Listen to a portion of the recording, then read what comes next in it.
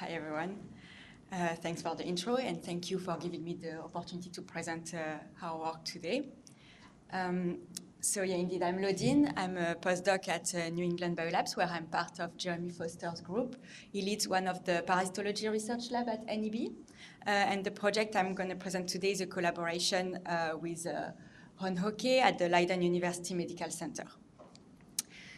So I'm going to stay in the weird glycan category, although my glycans do not have a single sialic acid. So I hope you won't mind looking at some slightly unusual non-mammalian glycans for the next 15 minutes or so.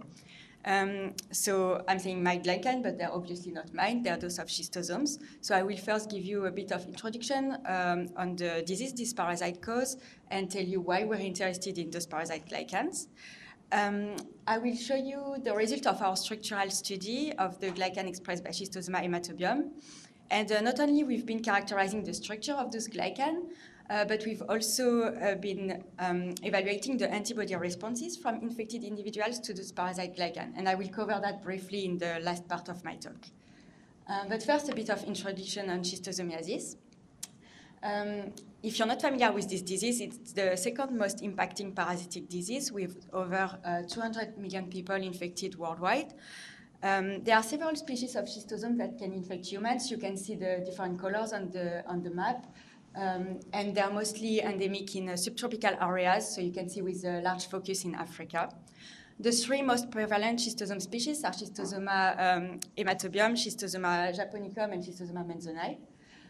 So people get infected during their occupational or recreational activities that involve water that is infested with this life stage of the parasite, the Stercariae. Let me see if I can. I want to see if I can get a laser pointer. Yeah, perfect. Okay. Yeah. So this life stage of the parasite, the Stercariae, that you can find in water and that can penetrate the human skins. Once in the human body, the Stercariae will migrate to the organ of residence, they will mature into adult worms, and they will form pairs of worms, so males and females, so basically couples. So I leave that to you if it's romantic or not, but the consequence is that they will start producing eggs, and these eggs are partly excreted in the environment via feces or urine. The pathology actually originates from the pathology originates from the eggs that are retained in the tissue, and the manzoni and japonicum species cause the gastrointestinal form of the disease, while Schistosoma haematobium causes urogenital schistosomiasis. There is a drug, the praziquantel, that is used to treat schistosomiasis. It's used in mass drug administration programs. And these programs highly rely on joint diagnostics. So at the moment, diagnostic is still a lot of microscopy, so examination for the presence of eggs in feces on urines. And the sensitivity of this diagnostic is clearly insufficient. So there are better tools being developed. Actually, some very promising ones are the detection of two carbohydrate antigens, the CAA and the CCA. You might have heard of those. And there is a real need for such better tools to rapidly become available. The main issue is actually that praziquantel does not prevent against reinfection, and relying on one drug only, it's obviously a disadvantage. So really, a vaccine would be a game changer in the fight for schistosomiasis. So that's for the background. Now coming to the molecules that interest us here, so the glycan.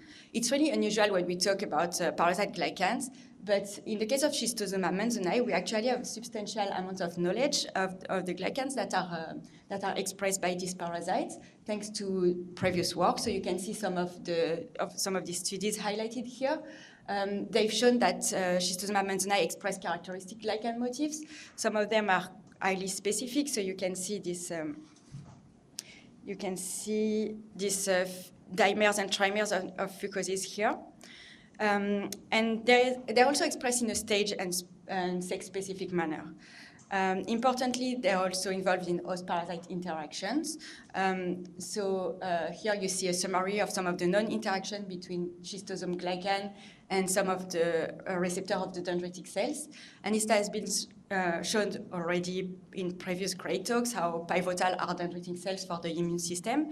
And it's known that the parasite uses this interaction to switch from the initial pro-inflammatory state to a stage of immune hyperresponsiveness.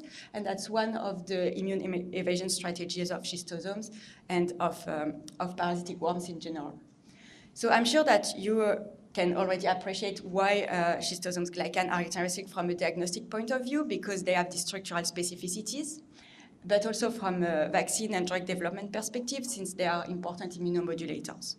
So all of this is true for Schistosoma manzoni. But however, we have much less knowledge of the glycan of other schistosome species.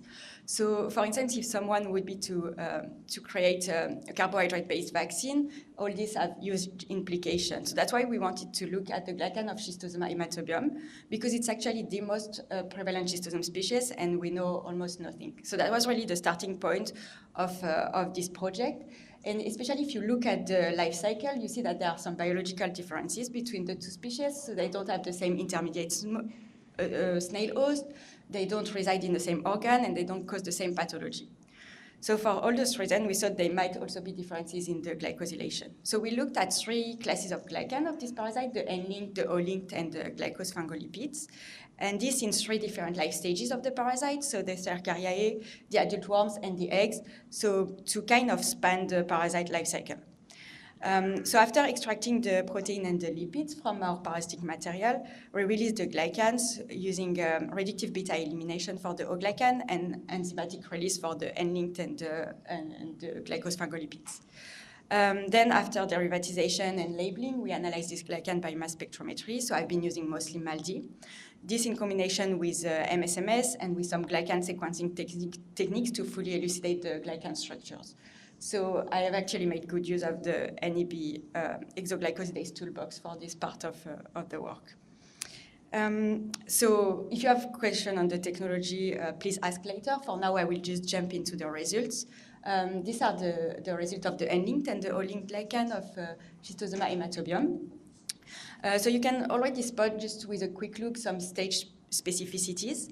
In particular, we could not detect any O-glycan in the adult worms.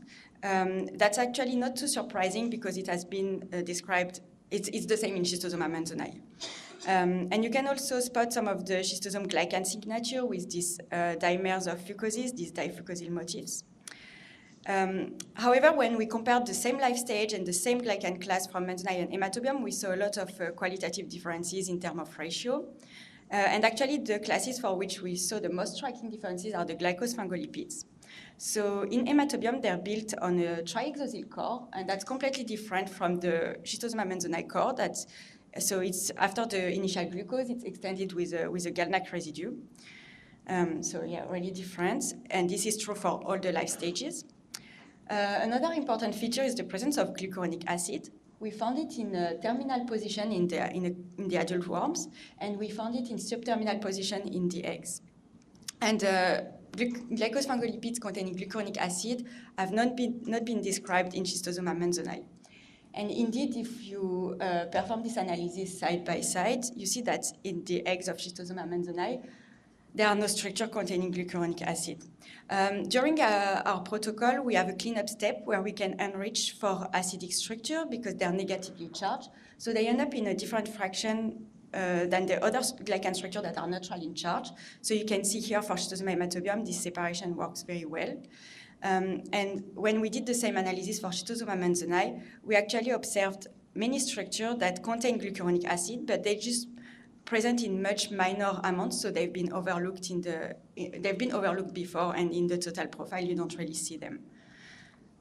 Something else that you can see very clearly on this representation with the glycan of manzoni and haematobium side by side is the difference in terms of fucosylation. You see that there are many more fucoses residue in manzoni compared to haematobium. And these multifucosylated structures are actually really hard to characterize. They're quite challenging to analyze by MALDI. So we received some great help from Manfred and Tao at the LUMC to analyze this glycan on their PGC LCMS platform. So what this technique can do is that it has a high resolution power. So it separates the different isomers that are resulting from variable fucose distribution. So I've shown you just one example here. For this peak, for instance, we could clearly differentiate the two isomers. One of them contain this difucosyl motif, two of them, while the other only have single fucose residues. And for each structure represented here, it's the same thing. We find isomer variation, but I've just represented the major, the most abundant ones. And what is interesting is that with this analysis, we were clearly able to see that in Schistosoma manzoni, there is always fucosylation close to the glucuronic acid. Actually, the GalNAc to which it's linked, it's at least fucosylated with one residue, and very often with these dimers, this difucosyl residue. And that's never the case in haematobium, where fucose, when present, is located close to the core of the glycospphingolipids, and never in proximity with this glucuronic acid epitope. And we could never find any difucosyl motif in Schistosoma haematobium eggs. So these are the most striking biological differences we observed. This is just a summary of the analysis we've performed, looking at 3 classes of glycan. We saw this stage-specific expression. We saw differences, qualitative differences in the expression of the glycan motifs, but we found that most of the glycan motifs that have been observed in manzoni are also present in haematobium, just in different amounts. And this is really clear in the glycospphingolipid, as I've just shown you, where we show these major structural differences. And interestingly, since this study was characterizing haematobium, but we actually extended also a little bit our knowledge of manzoni glycan, finding also glucuronic acid containing glycospphingolipid in the eggs, but just in minor amounts. Okay, so just in the time I have left, so I want to, so one thing that is known in Schistosoma manzoni infection is that this glycan expressed by the parasite actually triggers antibody responses. I'm sure it's not a surprise to you because they look very non-mammalian, so they're antigenic. And we wanted to assess if it was the same in Schistosoma haematobium. So for that, we used the glycan microarray workflow. So we built a glycan microarray of native schistosome glycan. So that means we extracted the glycan with the workflow I showed you previously, and then we purified them so that we end up with this type of fraction that contains just one glycan structure or a few glycans or a few similar glycan structure, so that we can print them, which means covalently link them in known amount on array slides. So then we incubated these slides with sera from infected individuals and with non-endemic control sera. I don't know if you're all familiar with glycan microarrays, but once you have your array ready, it's actually a very straightforward protocol. So upon incubation with sera in our case, you come with a secondary antibody that will bind your molecule of interest. So in this case, we've been looking at IgG and IgM.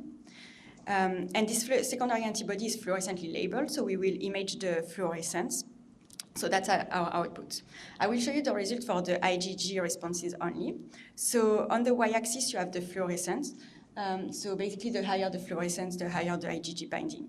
And on the x-axis, you have the different glycan fractions that we have printed on the array. So we try to have a broad coverage of the schistosome glycomes, and we have a particular focus on the glycospphingolipids because that's where we saw this interesting differential glycan. And you can see, so on the histogram, you have the same data as on the heat map. It's just that the bar charts, they're the average of each groups, while on the heat map, you can see all the different individuals. All the different individuals. And you can see clearly that in the infection groups, both with haematobium and manzoni, there are higher level of fluorescence, so higher IgG binding to these parasite glycans, which actually makes sense. And if you look closer, you can also spot some differences between the two infection groups. So you see that there are higher levels of IgG binding in the haematobium infected individuals to this glycan isolated from the eggs. So we looked closely into that. And we ran some statistics. So same as before, in the y-axis, you have the fluorescence. So the higher the fluorescence, the higher the IgG recognition. And you can see that when we look at the binding to this type of structure, meaning isolated from haematobium eggs that contain glucuronic acid, you see a significantly higher IgG response from haematobium-infected individuals. This is not the case if you look at the IgG response to this glycan, isolated from manzoni. They also contain glucuronic acid, but they have this fucosylation, and there you see this response also from the manzoni group. If you remove the fucoses, so we use hydrofluoric acid, HF for that, you see that you completely lose the IgG binding, so that means that IgG was recognizing these fucosylated epitopes. This is not the case in the haematobium group, where you see that some of the binding is maintained, and that's even more true if you defucosylate these structures here. You still see a lot of binding, of IgG binding from the haematobium-infected groups, meaning that haematobium-infected individuals have IgG that recognize the glucuronic acid-containing epitopes. And if you look at the IgG binding to neutral glycan that do not contain glucuronic acid, you don't see any differences between the two infection groups, which just confirms that you need that the glucuronic acid is responsible for this differential IgG recognition. Okay, so just to summarize this last part of my talk, so we see that haematobium-infected individuals also have antibody responses to the schistosome glycans, as seen in manzoni infection. But we saw differential IgG binding to this epitope containing glucuronic acid, and that's actually in line with our structural data. I've shown you that haematobium express more of these glucuronic acid-containing glycans, and most importantly, this epitope is accessible. It's not covered with these fucoses. So we believe that's the reason of this. So that's why haematobium-infected individuals can develop this IgG response, while manzoni individuals do not, infected individuals do not, or not in the same extent. Okay.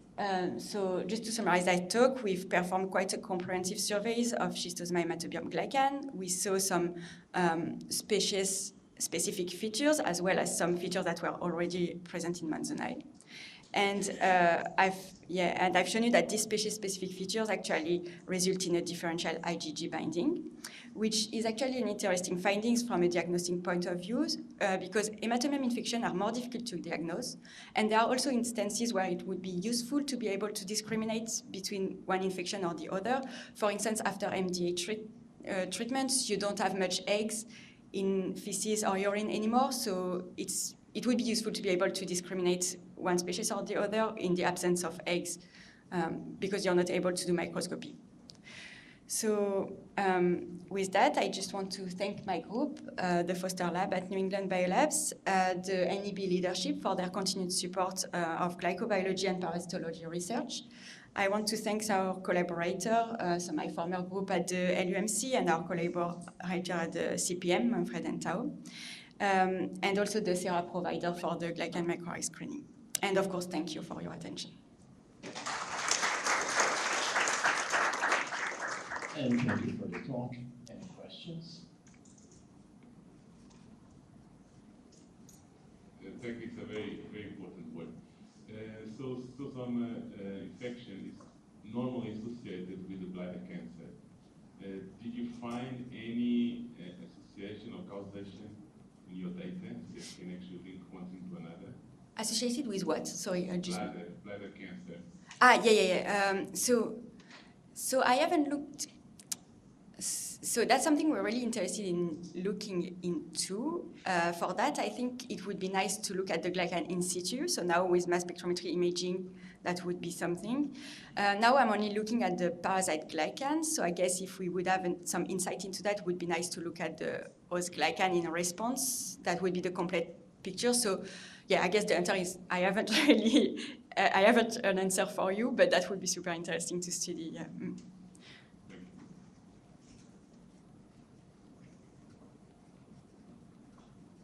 Any other questions?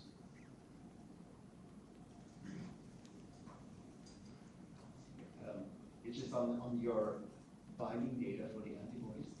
I just saw that you had many data points. So how many sera did you test? Was this hundreds or? You mean how many glycans or how many? So yeah, first, so perhaps let me explain.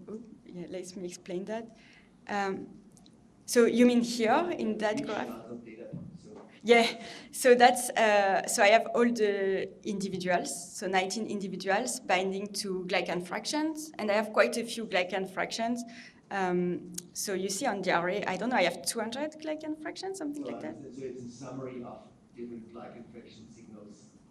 Exactly, yeah, yeah. So it's an average, yeah. Well, Thanks for the clarification. well, on the data point, you can see each data point, and then yeah.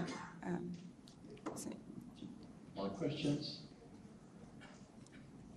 If that's it, then we can close this session. Thank you very much. And the next one starts after the coffee break at 11.